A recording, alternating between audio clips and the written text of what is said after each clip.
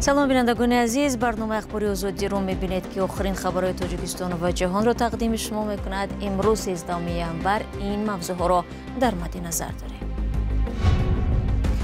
تفتیش موشکافانه مهاجران در فرودگاه مسکو. افسران روس به تلفن‌های موبیلی توجه خاص ظاهر میکنند.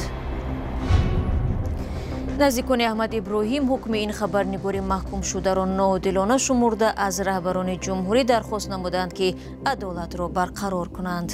راضی نیستیم. یعنی گپای ما را به جناب عالی برسونید. یا تفتیش کنن خدشان بکنن. و به دنبال آن سالخورده ترین انسان روی عالم راهبه از برزیل میگوید آرزو و امید زیاده در پیش دارد. همه چیز خوب است. من جوان، زیبا و در فکر دوستی می باشم. همگی 115 سال دارم. مقامات تاجیکستان در فرودگاه‌های بین‌المللی کشور و ایستگاه روی آهن با مهاجران کارهای فهماندهی را به راه ماندند. با آنها از جمله گفته شد که در حالت ضرور نبودن به قلمرو روسیه سفر نکنند. در این باره خدمات مهاجرت وزارت مهنت، مهاجرت و شغل اهالی تاجیکستان در سامانه خود خبر داده است. در اطلاعیه آمده است که مسئولان به مهاجران کاری از جمله دایر به آمادگی پیش از سفر، تغییرات در قانون‌های روسیه و گرفتن پتنت معلومات دادند. همزمان مقامات تاجیک با آن تاکید میکنند که بنابر رسانه‌ای گردیدن روی خط شهروندان نظارت شونده، تلاش خلبان برای سوء استفاده از وضعیت و دریافت مبلغ مفت از حساب مهاجران مهنتی زیاد گردیده است. در این بین رادیو آزادی تقریبا همه روزه از کاربران درباره باقی ماندن مشکلات هنگام ورود به روسیه از فرودگاه‌های این کشور نوارها دریافت می‌کنند. از جمله در نواری که روز 13 ژانویه به دست ما رسید، مؤلف ده‌ها جزدانی را نشان می‌دهد که در فرودگاه ژوکوفسکی مسکو در انتظار صاحبانشان می‌باشند. مردم در ژوکوفسکی قبلیگان نمیدونم سببش چیه. 2-3 ساعت چی نم مردمی نه 3 ساعت زیاد چی نم مردم یا 80% همه در محکمه راسیانوی نم راسیانم خودم برومدم رفتم آزاد свободно یکم و چیرت برومدگیم. تلفن را دونه به دونه پراورکا کردستیان، تلفن گفتستیان. یا مردم نه سوکوش همه در برو فرد دیگه خچون نیستند.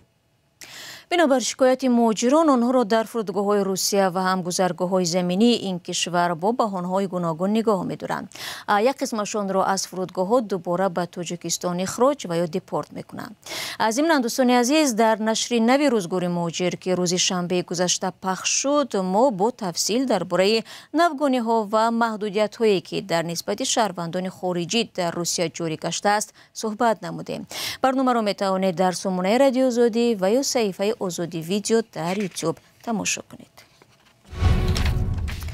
رو می‌ریم به موضوعهای دیگر. پیوندان احمد ابراهیم حکم صادر شده در نسبت این روزنامه‌نگار را بی‌رحمانه نامیده برای نظرند که به دخالت پرزیدنت تاجیکستان و یا رستم امامعلی کسی عدالت را برقرار کردن نمی‌تواند. در پی اعلان حکم دادگاه که احمد ابراهیم را به مدت 10 سال از آزادی محروم نموده است، خبرنگارمان در کلوب محمود جان رحمتزاده با نزدیکان او همصحبت شد. 6 ماه باز این کودک خردسال از بیبیش درباره بابایش میپرسد. همسر روزنامه‌نگار زندانی احمد ابراهیم به این سوال‌های کودک تا حال جواب یافتن نمیتواند، چون این سوال‌ها خود او را نیز به اضطراب آورده اند. قربانی چوپانова همسر احمد ابراهیم میگوید برای دریافت حقیقت به مقامات گوناگون مراجعت کرده است. 6 ماه ما در سیزا میریم، پس پنجره میریم، ما را نشان نمیدن. یک کس گپی ما را نمیگیرن، نه سود گپ ما میگیرن، نه رئیس شهر گپ ما میگیرن. رفتم پیش رئیس شهر گپ ما نگرفت. تمام سود رفتم، پرکرار رفتم، یگون کس گپ ما نگرفت. یگون کس گفت نمیشوه. امروز این مردک مرا به افراطگرایی آوردن، تهمت کردن، بعد چی متهمش کردن، نمیدونیم دیگه چیکار کنیم. رگون زدیم، 6 بارای سود چه میگردونن، میآیند 20 روز 10 روز سود میکنن، با میگردونن سود تایسر نشید بیا با سر خچون در دستی خچون کاری کردن دیگه نمیدونن چیکار کنن. دادگاه شهر کلوب 10 ژانویه احمد ابراهیم سردبیر نشریه مستقل پیگ را به 10 سال زندان محکوم کرد. او را با اتهام رشوه‌ستانی و افراطگرایی گناهکار دانستند. اما خانواده او نظری دیگر دارند. و اگر توجه میشید پراخر میشید بیان خانه و درش آدم روی کنن بیان بینن که همون تهمت کنه چی خانه و در داره این خیلی خانه و در داره. ما با این حکم برآوردگی نادرست راضی نیستیم. یعنی گپای ما را و جناب عالی برسونین. بیان تفتیش کنن خدشان بکنن. ما نرسید. خانواده احمد ابراهیم 63 ساله خواهش دارند پرونده بازبینی شود. آنها ادعا دارند که در 6 ماه اخیر وضع سلامتی او بدتر شده است. رستم امامعلی التماس شما 1000 بار التماس میکنیم ما را یک بار گوش کنین. بگذار ما این غلام باریم ایدهانی در ما یک برادر مسافت یک گلک گودک میده چایده در خونش کسل شدگی اون روز بچهش فریاد کرده که دارو بیار کسل یک برادری مادر التماس جناب عالی ما را یک دهنگه ما را یک بار گوش کنین ما را فرمان بتین ما را بدرانن ما یک بار خطی شما صحبت کنین. احمد ابراهیم در نامه‌ای که ماه دکبر به شهرداری دوشنبه رستم امامعلی فرستاده است اتهامات را رد کرده است. او در این نامه بازداشت خود را کار دست یک رئیس و 2 کارمند مقامات نامیده ولی از کسی نام نآورده است. احمد ابراهیم روزنامه‌نگار معروف تاجیک است که سالهای زیاد در رسانه‌های داخلی و خارجی فعالیت کرده است. او سال 2012 نشریه مستقل پیک را در ولایت ختلان تأسیس داده بود و تا زمان بازداشتش رهبری آن را بر عهده داشت.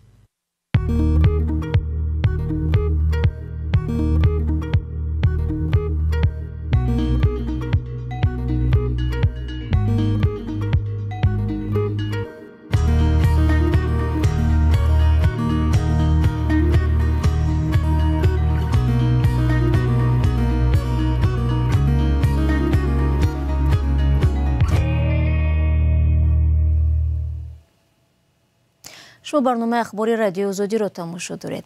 اعلان تحریمات نو امریکا به ضد شرکت‌های انرژتیکی روسیه به خصوص گازپروم نفت که تامین کننده اساسی تاجیکستان با نفت و گاز میباشد نگرانی‌های را در کشور برانگیخته است.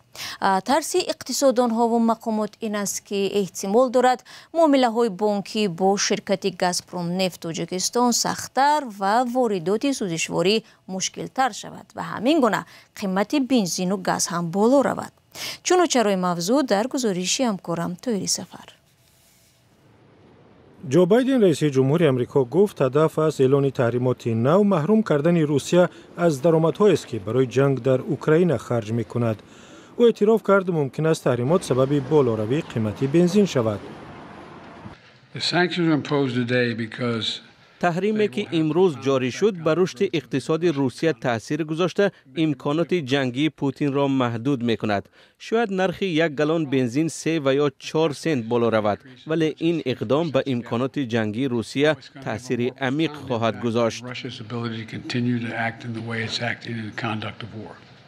در میان شرکت‌هایی که زیر تحریم ماندند و معامله با آنها جزا دارد، گازپروم نفت تاجیکستان هم هست. شرکتی که سهمش در تامین تاجیکستان با مواد سوخت فوق‌العاده زیاد میباشد. بیشتر از 80% بنزین و گاز را تاجیکستان از گازپروم نفت می‌خرد و تنها در 6 ماه سال گذشته از آن 451,000 تن مواد سوخت خریده است. نگرانی هم از آن است که تحریمات آمریکا مجرای گاز و بنزین روسی را به تاجیکستان اگر نبندد هم کمتر می‌کند. تأثیرات زنجیره‌ای زیاده خواهند داشت. اگرچه پیش بینی کردن سخت است که در واقع چی می شود. اما بعد اعلان تحریمات ما دیدیم که پالایشگاه‌های عظیم چینی و هندی که بعد آغاز جنگ در اوکراین به خریداران اصلی نفتی روسی تبدیل شدند از آن دست می‌کشند. این در نوبت خود خراجات و قیمت نفت را بالا می‌برد که تأثیر آن به تاجیکستان و کشورهای به مثل تاجیکستان می‌رسد.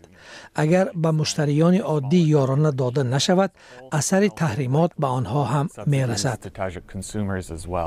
بالاروی قیمت نفت در سراسر جهان همیشه به همیان مردم عادی تاجیکستان ضربه می‌زند چون قیمت محصولات را بالا می‌برد و خرج مردم را زیاد می‌کند.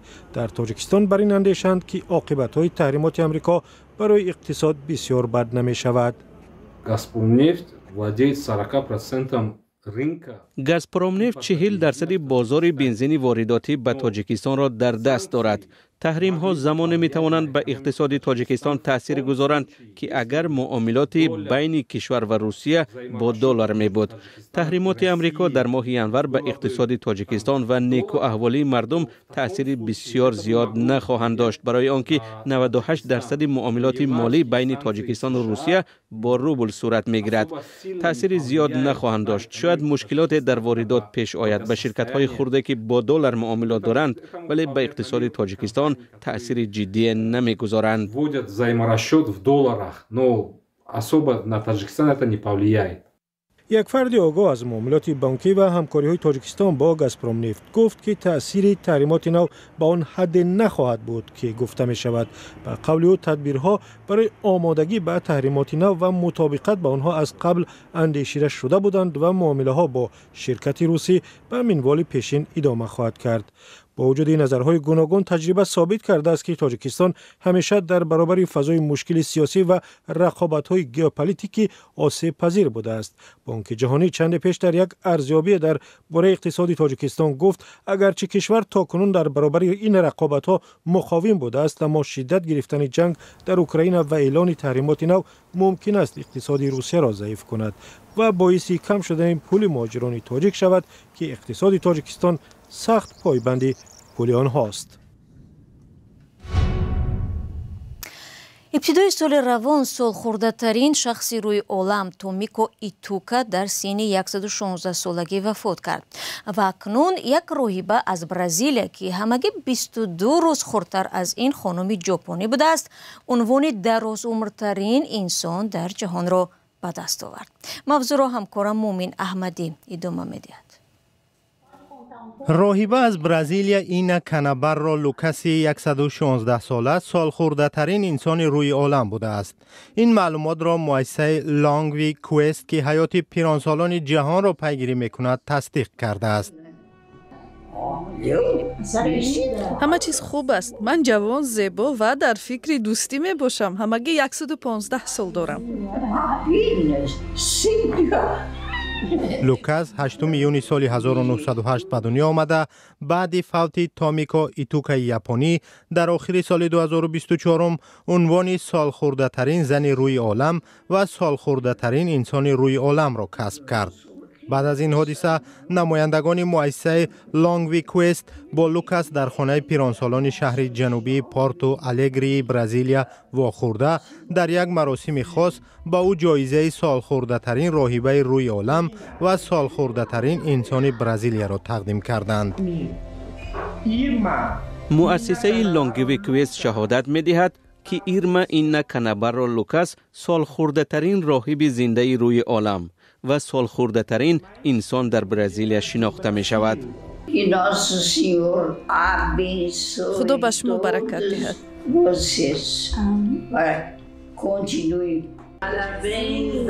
برای علاوه این همه عنوانهایش لوکاس همچون 20مین انسان سالخورده ترین تاریخ بشریت اعتراف شده است.